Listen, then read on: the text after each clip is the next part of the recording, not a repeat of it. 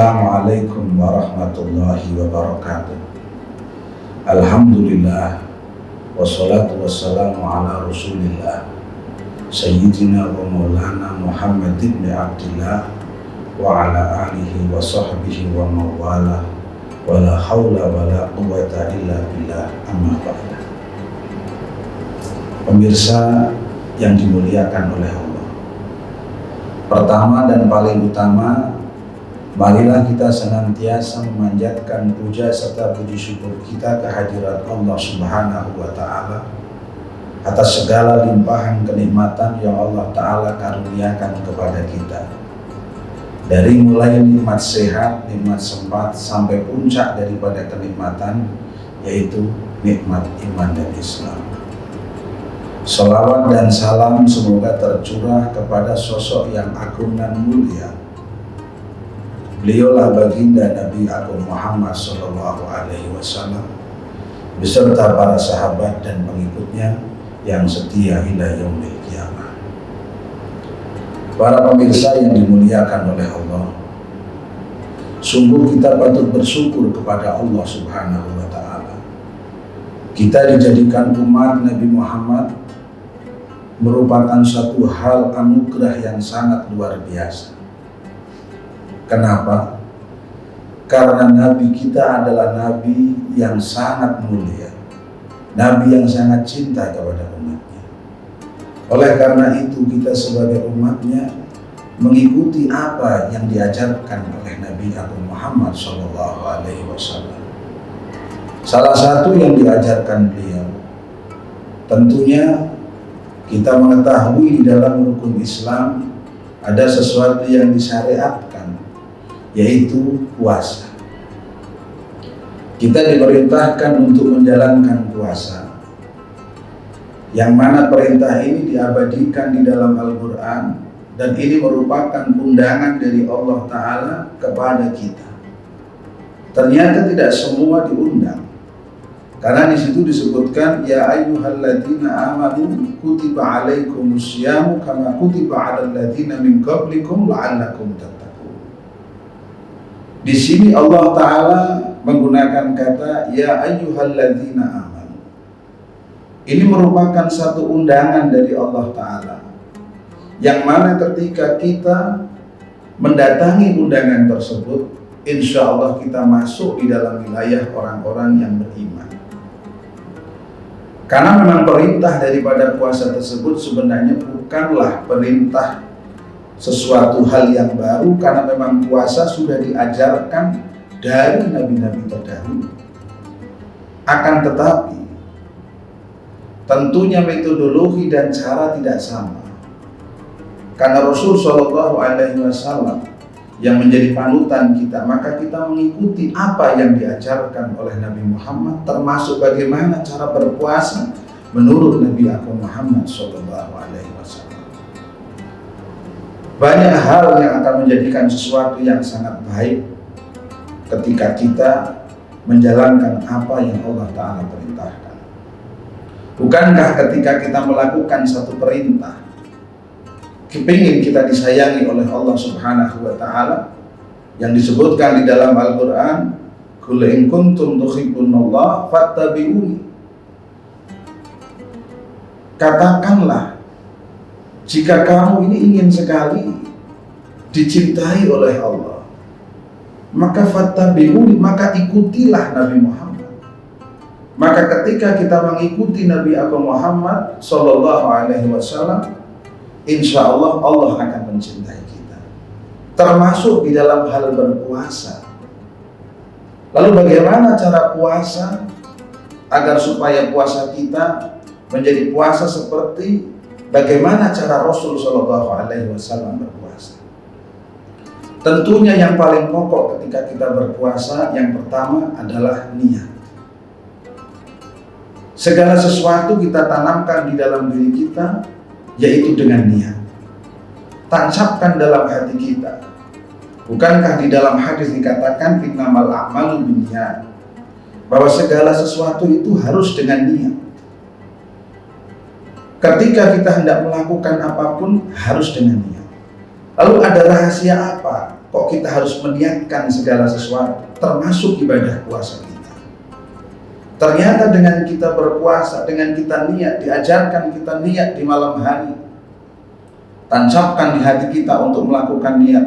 Karena ternyata ketika kita melakukan segala sesuatu dan segala sesuatu itu diniatkan terlebih dahulu, ini ada satu dorongan yang sangat kuat sehingga menjadi kita lebih kuat, kita lebih yakin di dalam menjalankan sesuatu hal. Contoh kecil saja, mungkin tidak sedikit di antara kita yang ketika melakukan sholat kadang-kadang subuhnya saja mungkin terlewat. Akan tetapi ketika besok pagi, ketika kita hendak melakukan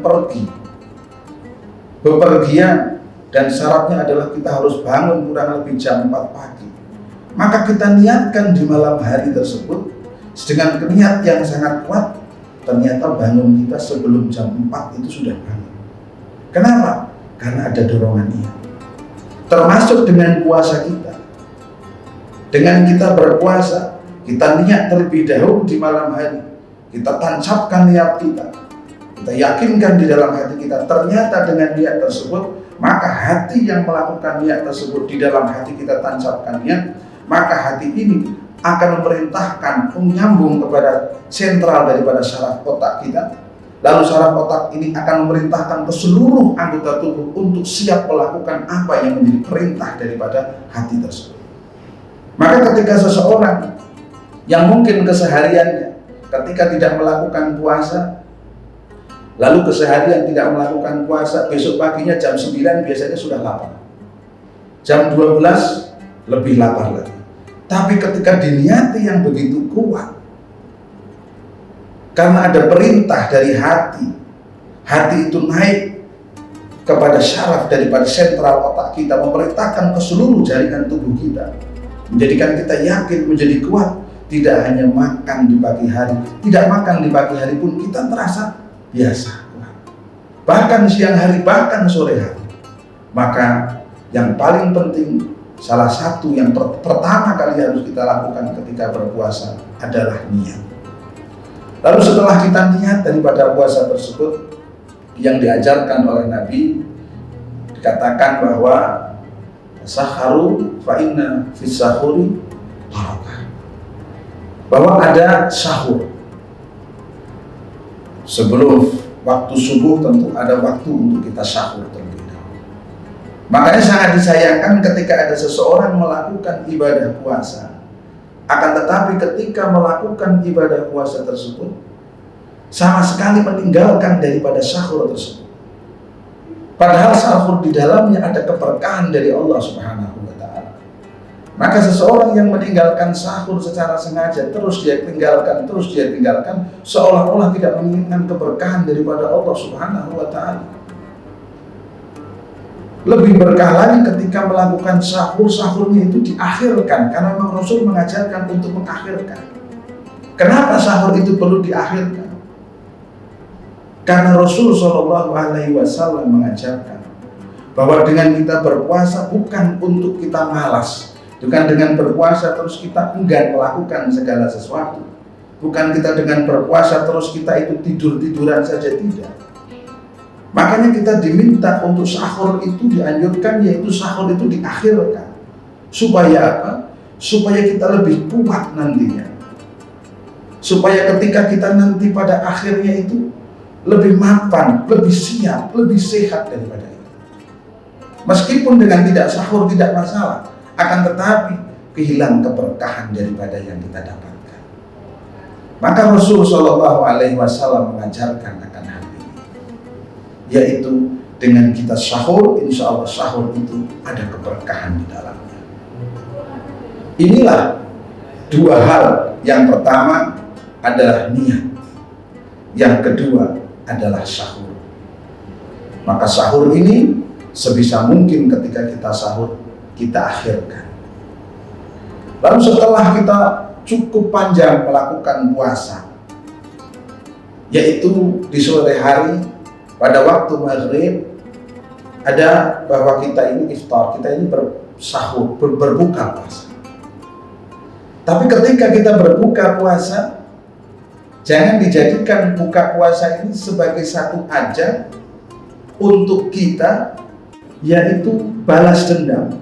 Ketika kita melihat beraneka macam menu makanan seolah-olah semua mau kita makan. Ini bukan yang diajarkan oleh Nabi Muhammad.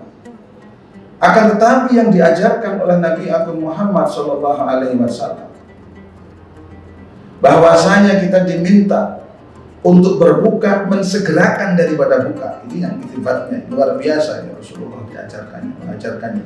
Ketika sahur itu diakhirkan, akan tetapi ketika kita berbuka itu diawalkan. Dan ketika kita berbuka, Rasul Shallallahu Alaihi Wasallam itu mengajarkan tidak langsung makanan berat dulu, tapi justru yang ringan dulu. Inilah sunnah yang diajarkan oleh Nabi Muhammad. Mungkin kalau kita meniru bagaimana cara sholat khusyuknya Nabi susah, bagaimana cara sabarnya Nabi, bagaimana ikhlasnya Nabi, tidak mudah. Akan tetapi ada satu sunnah yang terlihat sederhana dan kita mampu untuk bisa mengikuti secara penuh 100%. Salah satunya ketika kita berbuka puasa, yaitu sebagaimana yang diajarkan oleh Rasul Shallallahu Alaihi Wasallam. Ketika Rasul Shallallahu Alaihi Wasallam mengajarkan kita untuk berbuka puasa, beliau ajarkan berbuka pertama dengan kita berdoa terlebih dahulu. Bukan makan makanan yang berat, tapi beliau mengajarkan untuk mengambil kurma, entah 3, entah 5, entah 7. Itu untuk mengawali terlebih dahulu, bukan makanan berat. Lalu muncul pertanyaan di dalam diri kita, kenapa Rasul Shallallahu Alaihi Wasallam mengajarkan kita untuk memakan kurma terlebih dahulu? Karena ternyata bagian tubuh kita, khususnya di perut, di mana pencernaan kita selama kurang lebih 12 jam tidak dimasuki makanan, mengalami pengerutan di dalam pencernaan kita ini, maka harus didorong, harus dirangsang dengan sesuatu yang memiliki glukosa yang begitu luar biasa, dan ternyata itu ada di dalam kurma. Disambi dengan minum air putih. Ini untuk merangsang daripada itu tadi. Untuk merangsang. Ternyata ketika memakan kurma tersebut, dikontrol dengan minum, diminumkan kita dengan minum air putih, maka itu membantu menormalkan kembali daripada perut kita, daripada pencernaan kita. Tidak setelah itu langsung makan. Kalau Rasulullah setelah itu tidak langsung makan, tapi melakukan sholat maghrib terlebih dahulu. Karena memang ternyata setelah perut itu kosong selama 12 jam, lalu perut yang kosong 12 jam itu dimasih makan dengan kurma, dikasih minum, setelah itu lebih bagus ada jeda. Ternyata jeda itu digunakan oleh Rasul Shallallahu Alaihi Wasallam untuk melakukan sholat maghrib, ditambah dengan ada gerakan-gerakan di dalam sholat tersebut. Ini sesuatu yang sangat luar biasa. Rasul Shallallahu Alaihi Wasallam 14 abad yang lalu kurang lebih, ketika itu bagaimana kondisi kedokteran masih sangat minim, tapi ternyata Nabi Agung Muhammad Shallallahu Alaihi Wasallam sudah mengajarkan kepada kita bagaimana sesuatu kesehatan itu. Inilah beliau Rasul Shallallahu Alaihi Wasallam. Begitu istimewanya, begitu luar biasa. Maka setelah Rasul Shallallahu Alaihi Wasallam sholat, maka setelah itu baru beliau makan yang cukup berat, yaitu dengan gandum. Kalau kita mungkin dengan nasi dan lain sebagainya. Inilah yang diajarkan oleh Nabi Agung Muhammad Shallallahu Alaihi Wasallam. Maka satu ajaran yang diajarkan oleh Nabi Muhammad, maka ajaran yang sumbernya dari Nabi Muhammad, yang bersumber dari Allah Subhanahu wa Ta'ala, apapun yang dilakukan oleh Nabi Muhammad pasti membawa satu hikmah yang sangat luar biasa, pasti membawa satu dampak yang positif yang sangat luar biasa.